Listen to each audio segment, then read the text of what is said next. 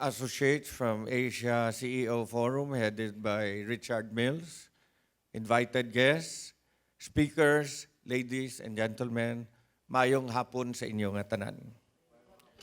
I have always dreamt of making IloIlo the best it could possibly become. In fact, as a young 15-year-old, a student leader, I envisioned the city whose people would not want to leave anymore because it has everything. Preserved, rich, natural, and cultural heritage, exciting contemporary lifestyle, and employment opportunities for all our people. And as the local chief executive, I would like to translate our potentials into greater heights of sustainable development, because this can only be achieved by having proper plans and carrying out these plans with our people. During my first round as mayor of IloIlo City, I was lucky to have many partners who helped guide our development. World Bank was very active then in the League of Cities of the Philippines, and the city was able to join the Cities Development Strategies Program. Former Secretary Jess Stanislao of the Institute for Solidarity in Asia also came and provided assistance to us.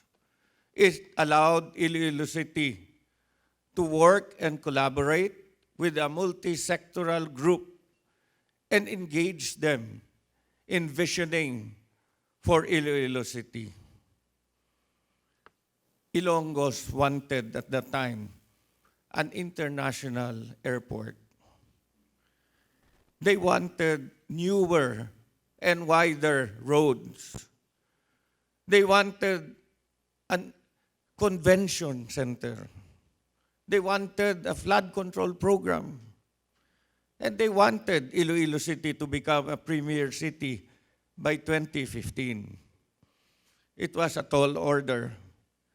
But gradually, with all the political leaders working together, from Senator Frank Drilon to the then Mayor Jed Mabilog and myself, this vision of the Ilonggos became a reality. For this term, we came up with a roadmap, the Wheels for Inclusive Development. W in Wheels stresses out overall welfare. It covers public safety and security, peace and order, enhanced emergency response and disaster preparedness, effective drainage system, lesser power outage due to improper power distribution facilities, housing projects for the poor, better comprehensive social services, and making the city more child, PWD, and senior citizen friendly. Along this line, we have already entered into a usufruct with the Gaisano Group for the use of the lot along Diverton Road, where we are going to construct our disaster risk reduction and traffic command center. We have also entered into a usufruct with the Office of Civil Defense for their use of 5,000 square meters of the city's land, where OCD will construct a regional evacuation center and a depot for non-food items. With our desire to ensure the safety of the Ilonggos, our City Council has already passed a resolution approving the programming of the Local Disaster Risk Reduction Management Fund for fiscal year 2020 amounting to 135 million plus. 70% of this will go to disaster prevention, mitigation, preparedness, rehabilitation, and recovery. All these undertakings are believed to enhance safety and security and overall welfare of the Ilonggos. H is for health and sanitation. It is aimed at improving access to medical and dental services, properly maintained public toilets, better access to potable water, sustained feeding program for the children, and proper vaccination. Here in Iloilo, we believe in vaccination. We also aim to better the healthcare services for the Ilonggos. At the moment, we hired additional doctors and nurses and medical technologists to man all the 68 health centers all over the city. We have already identified one of our health center to be the dialysis center for our indigent patients. And I am willing to exhaust all possible ways to find funds for our city hospital.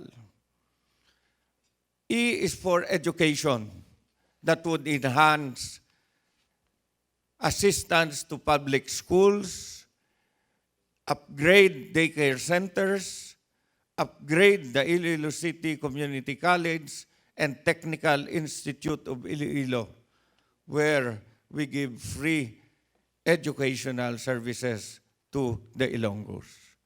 I plan to improve all daycare centers in Iloilo and make all of them air-conditioned so that we can improve the environment for learning. I have always regarded formal education to be the best way for greater and bolder opportunities in life. I am also proud to share with you that our USWAG scholarship program has helped already more or less 21,000 scholars, and we are making this program even bigger. We are also collaborating with the Ayala Foundation for the training of our teachers, principals, and our youth leaders. The other E is for environmental management that would rationalize the esplanade operations, improve all public plazas, initiate closer engagement with the ENR, LTO, DOH, and the academe. And we are now embarking on a PPP program for waste to energy. It would cover also rehabilitation, protection of the river, coastal and marine resources. We will give more attention in mitigating climate change through different environmental activities, such as tree planting and coastal cleanup. One of the most successful environmental initiatives in the country is here in Iloilo. It is the IloIlo River Rehabilitation Program, which was initiated by Senator Franklin Drilon and is now being maintained by the city. From a dying river some 10 years ago, IloIlo River rose to become once again the anchor of economic development in Iloilo City. Today, IloIlo River is back to its old stage as the major waterway for livelihood, fun and leisure, and a heritage site for the Ilonggos. L is for livelihood. It means finding ways and means to provide employment and livelihood opportunities and training for the poor, intensify tourism and investment promotions, and promote IloIlo as the meeting, incentives, conferences, conventions, and exhibitions capital to generate more jobs for the Ilonggos. And for that, we have already set up our MICE Center. We have former Undersecretary Dong Sarabia as our MICE Director that will coordinate, support, and promote MICE activities in the city. By bettering the tourism scene and convention scene in Iloilo City, we can attract more people to come and visit, and thus the more livelihood opportunities for everyone.